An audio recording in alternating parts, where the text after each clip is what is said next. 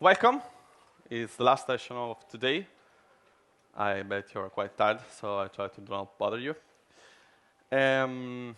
So today we're going to talk about Seneca. These frameworks with this toolkit, for creating and dealing with microservice. Basically, we are going to see the philosophy that is behind this toolkit. We'll see the main features and the foundation, the theoretical foundation of this toolkit. We'll have a brief demo, so just to show you how it works and explain better. And I wanted to show also a real case because, sometimes you see just the demo, but then you don't have the grasp of what's in practice when you're building the actual applications. So I wanted to show you that. And then a brief Q&A. So let's go. So Seneca is a project that started in 2010, so around October. And it's a quite long project. It has been there for 6 years. Now we have around 30 active contributors in the project. And you can reach it at the official website, and you can also find the source code in GitHub. Since I said that there are several in production project ready, these are some of the companies that are currently using this framework. The company that I work for, so Nearform, and other several companies. We'll also see a brief introduction of the real case of Coder Dojo later in the presentation. So first, why should we give it a try and use Seneca in our own applications? Well, basically the most important, I would say, things that Seneca enable you is to focus on your business logic. So only the business logic of your application. And then you can think about scaling your application, all the things around, keep growing your application and delivering it. And connected to this, there is also these clear boundaries between what's your business logic and what's the infrastructure of your applications. So that's really a key feature. And this is achieved basically using two key features of Seneca, the pattern matching and the transpose independence. So the pattern matching is basically a way to send a message and then to receive a message, and only the one that you care about. And transpose independence allows you to send these messages knowing anything about who is receiving these messages. So there is no bind between who is sending and who is receiving, and the opposite. So we'll see that these are the fundamental pillar of this framework. So let's start with an example. Just show you some code. To create, the context is to create a sum of two numbers using Seneca microservice. And starting first, well, we require the libraries, and then we create a Seneca instance. And after that, we define our first microservice. So using the API add, we can define a pattern, so a JSON, as you can see. We have a role that is math, and then we want to match the command sum. And then, once the pattern has been matched, there will be a function that will do something over the data that has been received. So that's how we can define a pattern and a function that will be invoked once the pattern has been matched in Seneca instance. On the other side, we want to send this message. So there is a dedicated API, the ACT API, where we can send a message in form of a JSON and then wait for an answer. So the pattern could be matched inside the instance or not. If not matched, we will receive an error that a pattern hasn't been found inside the Seneca instance. Or otherwise, then we receive the answer and we can continue with our own application. Keep in mind that all the code that you can see here is asynchronous. So there is nothing synchronous here. So that's our first microservice. So we define the sum of two numbers. Sorry, maybe I assume. How many of you are currently programming in JavaScript? Okay, right, okay, fine. And that's what happens if you run this application. So basically, you have a first log line that says that a Seneca instance has been created. And then you have the second line that is basically printing the answer back from our own microservice. Let's think about extending the functionality of our own module. So we want to add another functionality, another business requirement that is coming from our customer. And we want to implement the product of two numbers. Well, the mechanism is pretty much the same. We define a pattern again. We define a function that will be invoked once the pattern has been matched. And then we send back the result. So that is the outcome. We have the two patterns here, and then we have the two calls to these different patterns. So as you can see, pattern is quite pervasive inside a Seneca world.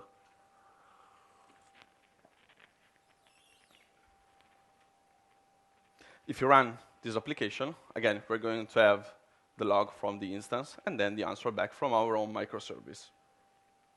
Let's think about extending the functionality that we already have. So we have the sum of two numbers, but we want to implement the sum for two integer numbers.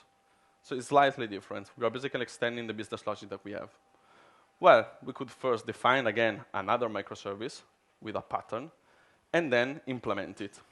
Or, better, we could think about reusing the business logic that we already designed for the sum, and then calling it from our own brand new microservice.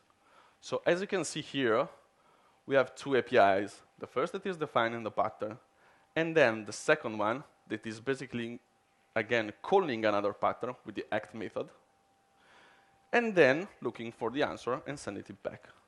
So that's the way that you can reuse then the code that you already introduced in your application once you have to extend some functionalities inside this instance.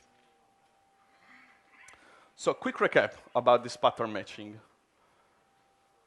The matches are against the top-level properties of the JSON that you're sending.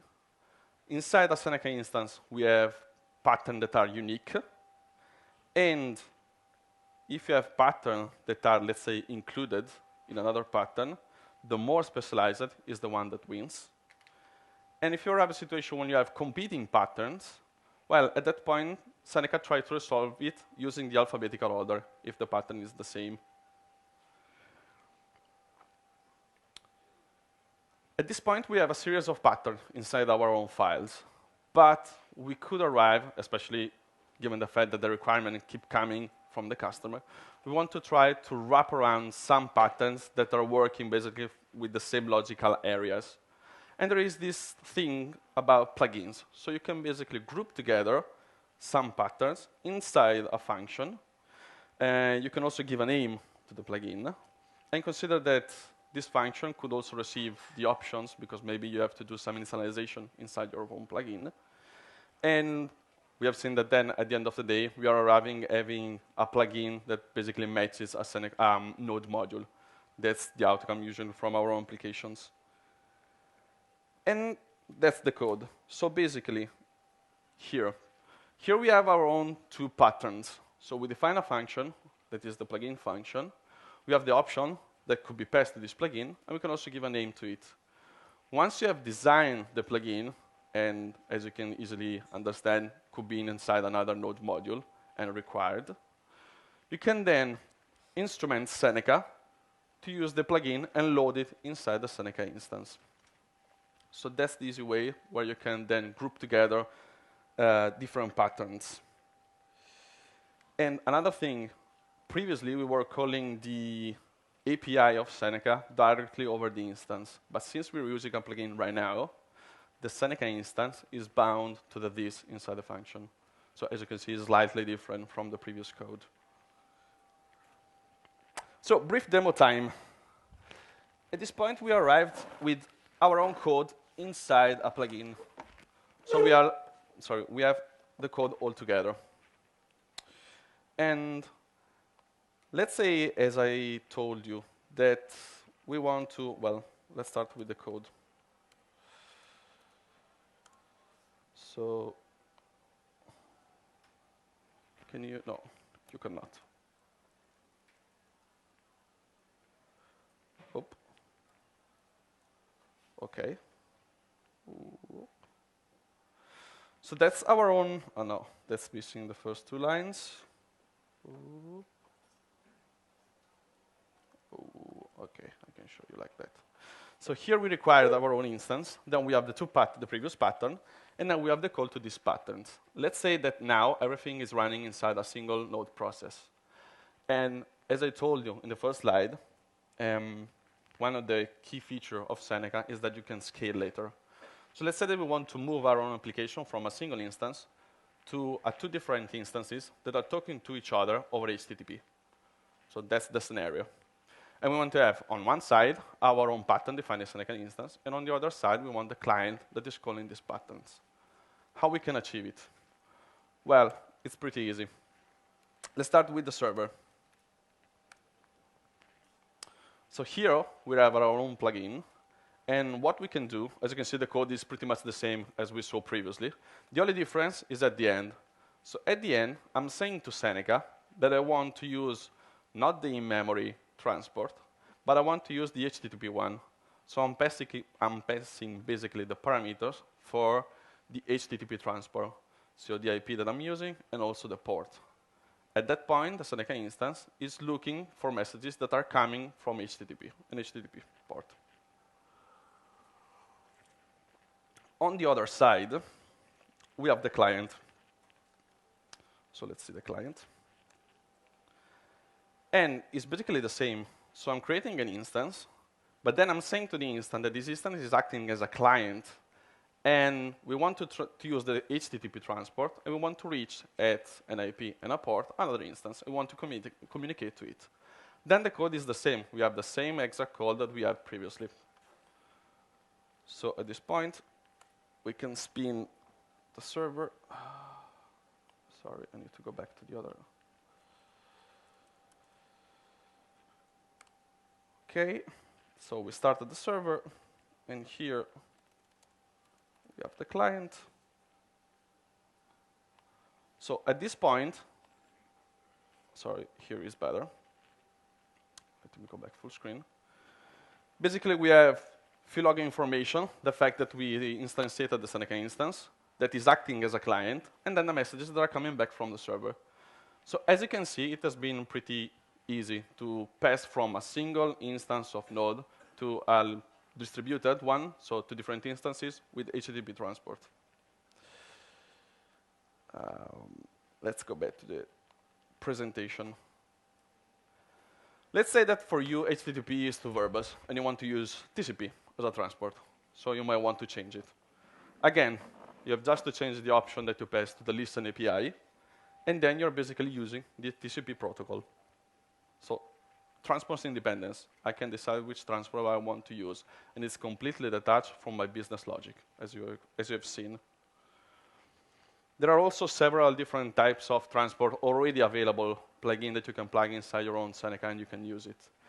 One thing that I would like to mention is the latest one, because we are currently working on what will be the default transport for Seneca, that is Seneca Mesh, that is basically using peer-to-peer to create the mesh network, where you're going to then talk to the other Seneca instances. So it will be available later, and that will be the default transport that you have. Otherwise, as you have seen right now, is the in-memory transport. That's the one that you find inside Seneca by default. Now, okay, we have our own business logic, but we would like maybe to connect to the external world. So connecting it using some APIs, public exposed, over the web. How we can achieve it? Well, there are two different integrations for the two main stacks that you can find web stack for Node.js, so for Express and for hapi.js. The important thing that you have to keep in mind is that the scope is not to expose the private message inside the Seneca world to the network, to the public one. You have to be very clear about the boundaries between what's coming from the outside, that could be also malicious, and your inside world. So what we want to do is to just create a connection between these two worlds. How we can achieve it? Let's say that now we are talking at higher level, then we'll dig deeper into code. But basically what we are saying is that we are first defining a match. Well, it's better if first use this slide. We are basically defining a new pattern for the API, so as you can see, the role is different because now we're using the role API, not the role math for our own business logic. That is going to call our own business logic and then return the answer to who is calling. So still plain Seneca, as you can see here. The role is different, but then still Seneca. On the other part of our own plugin, we are instead saying that we want to make matches between what are the HTTP route for our own APIs and the fact that a message should be sent inside the Seneca world. Is the message that we previously defined, so the web that is sending messages then to our own business logic. And that's the way that you can describe the fact that the path will be API / calculate, and then passing the operation that you want to use, either product or sum. Once you define this plugin, where you have the new message for the API and also the definition of the route, you can then instrument the first Seneca instance to use the plugin, as we saw previously.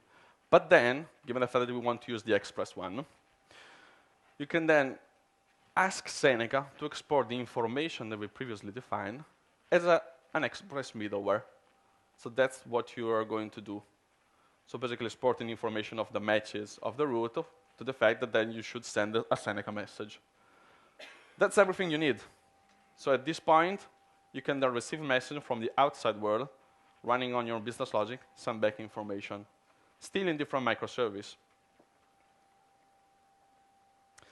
As I said, there is also available a plugin called ciao that allows you to do pretty much the same stuff that we did for Express for hapi.js.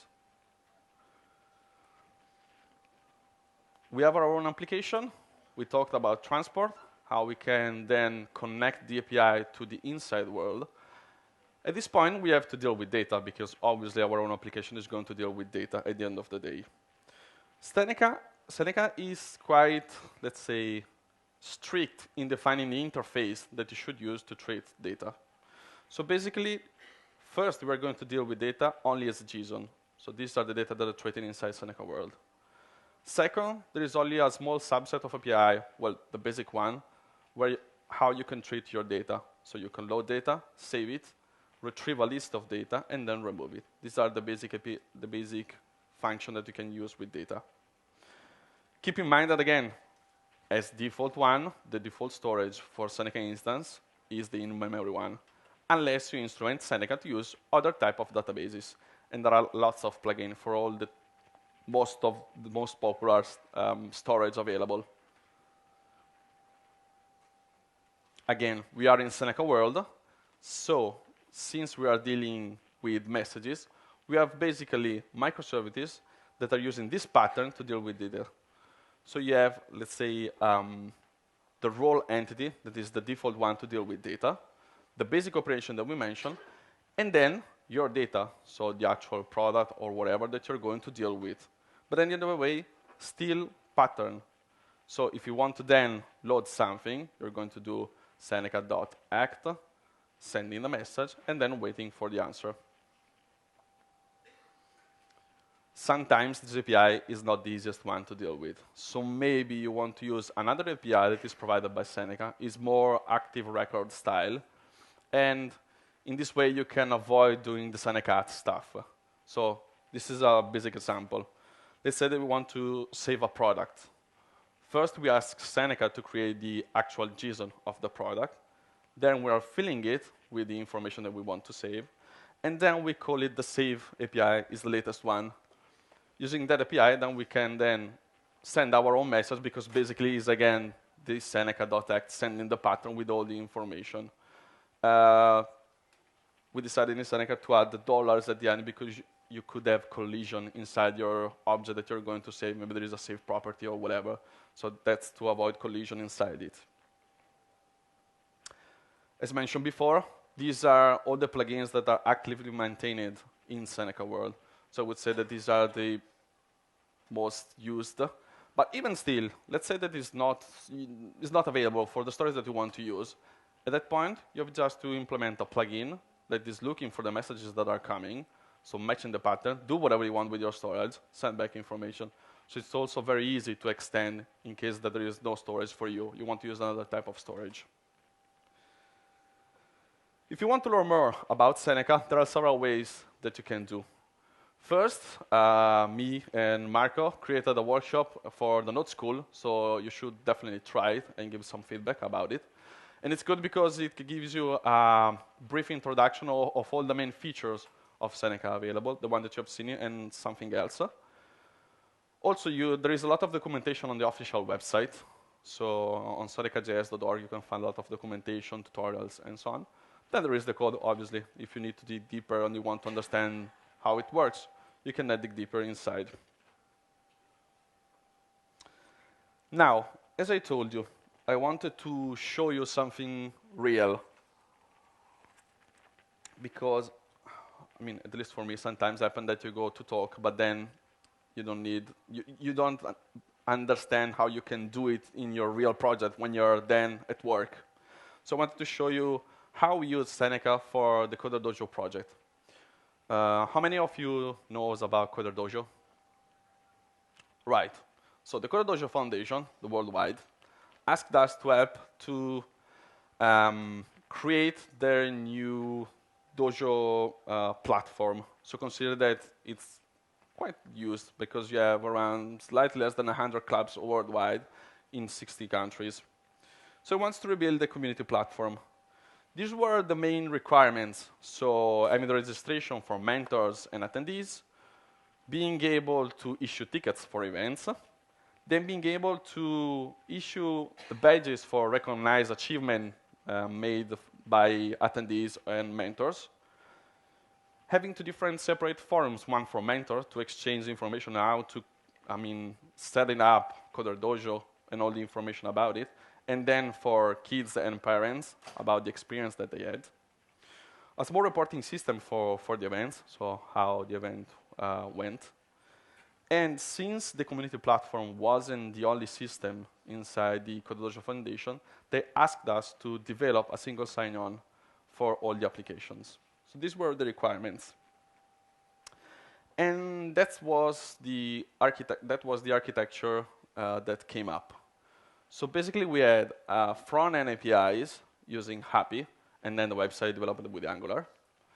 The Act, as we have seen previously, basically sending messages to the inside world. That's the inside world, the Seneca world. Then creating 5 different applications for the different, let's say, main parts of this project. So we had an application for the Dojo service, basically responsible for all the information of the clubs all around the world. The second application is the user one, so the one that is dealing with all the user information, mentors, attendee, kids, profile, picture, and whatever. Then we have the event service, so everything related about creating the events, sending notification to the participants, issuing tickets, and so on. Then we have the badge integration with the Mozilla Badge Kit. And since the foundation was using Salesforce inside, we needed to create an integration from passing some information to the Salesforce systems. And just to give you an idea, let's focus on the event service. So again, the event service is the one responsible for dealing with all the information about the events. So setting up the event, then issuing tickets, sending notification to the participants. And the outcome basically was a single Seneca plugin where we had all the pattern inside listed for all the business logic that we designed to deal with these different requirements coming from the clients. And inside it, we had basically 23 different patterns that were matched.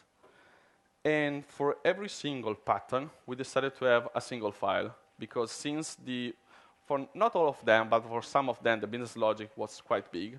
It didn't make any sense to have everything inside one file. So we split it in a single file. And as I told you, it's basically what you said, what you have seen, sorry. So pattern matching, adding all the Seneca add inside the plugin. Then obviously the initialization, because as you have seen, it had its own storage. So we needed some initialization about it for the information. And then resolving the pattern, the business logic.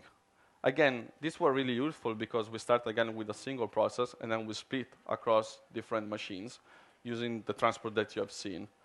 So for us, it was really a good solution. Consider that the Mozilla Batch Kit and the Salesforce weren't the only integration that we have to deal with. So these are just few examples of what we needed to integrate inside the inside our own systems. And again, this is just to give you the idea that it's not a closed box. You can easily extend what you need to do with Seneca and write a plugin that just reflects and is looking for a pattern. That's it. So my takeaways about this talk, what I would like you to remember about it.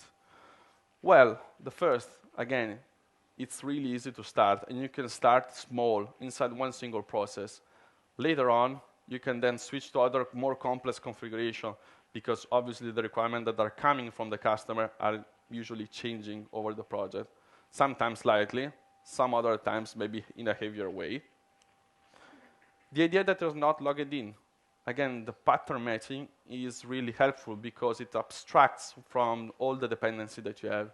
You have only to deal with messages. That's the only thing that you have to do. And since you have this flexibility, you can also make some architectural choice later on, not up front. Because again, like the transport independence, or you need another storage, or whatever you want.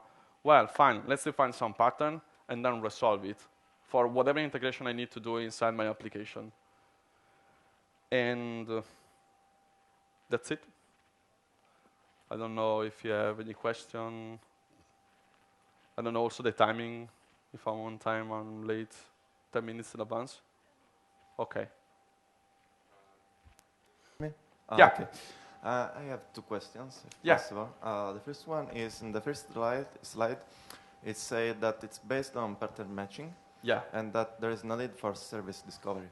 But then in the code, you have to specify the endpoint of the server. So how do you deal with it if you don't need If you have service? seen inside your own business logic, there is no trace about it. So the things that you have seen are what I call infrastructure. So I create the instance, I gave all the information to the instance, but there is no trace about it in my business logic. In my business logic, I only have to deal with messages. So obviously, since your application is growing, at some point, you should instruct Seneca about it. Okay, so there is then at some point for service discovery. Okay. At some point, okay. Okay. The second question is it possible to use Seneca inside the browser? Not yet. To call no, server? You cannot browserify it and then send to the browser. Yeah, no, not right now. That could be quite interesting. Yeah, we have been working on it. Okay, thank you. Thanks. Can you give me a think about something that he told about? Can you or Seneca offer some services like discovering and load balancing, or how you treat the architecture of having multiple instances of services, some recovery if some. Do you mean all the deployment part? The deployment and the monitoring part. Well, I didn't show you actually, sorry, in the demo, I forgot. There is all the logging part about Seneca. It is a really fine-grained login. So you can log in till the single method inside the single instance. So coming from all these amounts of information, there are plugins that can allow you then to do some analytics of how the messages are going inside your network, because sometimes, especially if you have a lot of microservices, you have all this information there, but it's difficult to debug, and especially in the interaction from microservices. So logging can definitely provide you the information about it. Then there are tools that we have that can help you to deploy it. Like there is, I didn't mention here, but there is the N-Scale tool that we provided, and it's basically designed also for Seneca, that is completely related to the deployment part of your service. And then again, it depends on the requirement of the customer. As you have seen, you can arrive at a really complex situation. Like, this is not the biggest one, but can gives you the idea of the scale that you can achieve. So there is something for handle this. Yeah, the deployment. Yeah, if you want, have a look at N-Scale. N-Scale is dedicated for deployment. Thank you. Yeah, you're welcome. Other questions? Yeah?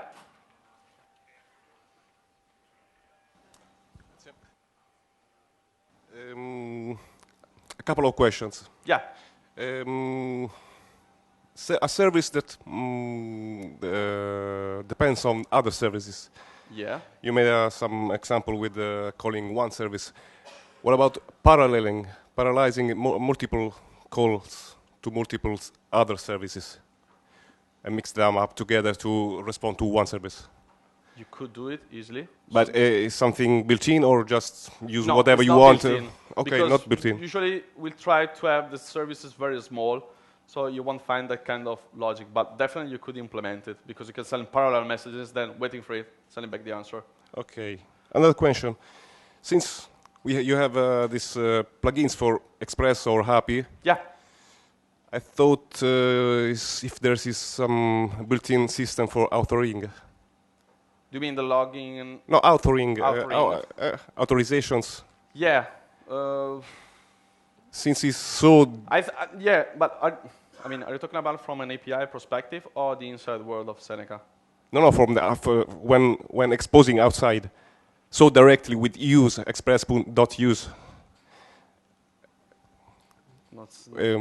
Exposing with express.use. Yeah. Okay. At that point, you're passing the middleware basically to the express with the root, and then the root that are sending messaging inside Seneca world. Yes. Right.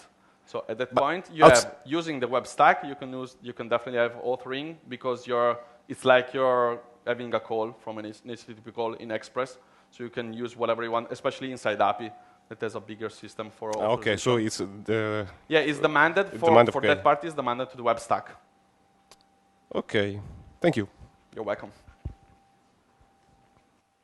Any other question? Where would you not use Seneca? Where you would not use Seneca? But like every type of application.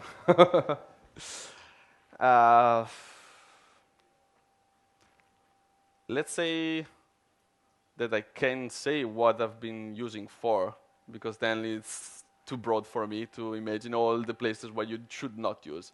I've been using it for, obviously, most of the time for APIs, not even for front and all the stuff, just API inside companies. So that's good. I know that it's being used in public website again.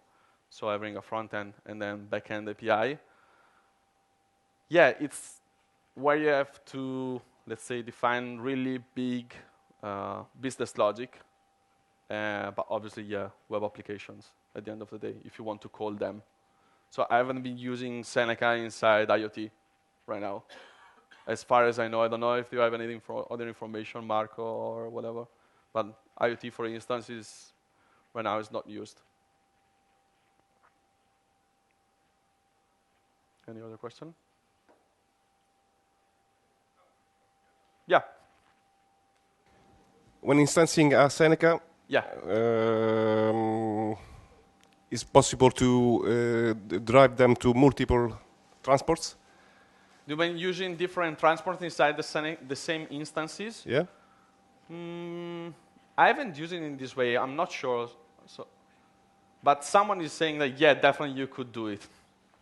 No, one of my colleagues. So yeah, we have been using. I usually I've used it with just one transport in my applications. But yeah, so yeah, you could do it. You can have it being different messages to different transports. Yeah, you can route them. One transport and another one to another transport. See what I mean? So, let's say, can you go back to the code? Do you mind? Yeah, which one? The one with the role. You have one with the role defined? No. No? Well, yeah, role web. For instance, you can like pin some role to some transport and some other role to a different transport. Well, yeah, all those... It's a logical grouping. So we call it namespacing because actually you could define namespacing for your pattern. So using the role for the highest level or for your logical grouping of the pattern, then going deeper as much as you want.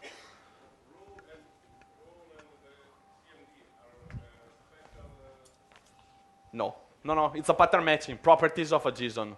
We want to use it to give you the meaning of what's happening, but it's a JSON with properties, nothing more than this. Any other question? several one. What about promises? Because act seems something like something. You mean something like promise? Yeah, instead of a callback, because the Node.js word is moving. Here we don't use actually promises. We usually use callback. So the interface has been designed for that, as you have seen. Okay. Yeah. Consider this started in 2010. So at that time, callback was the first choice, obviously. Yeah. Oh, sorry. Who? About sorry.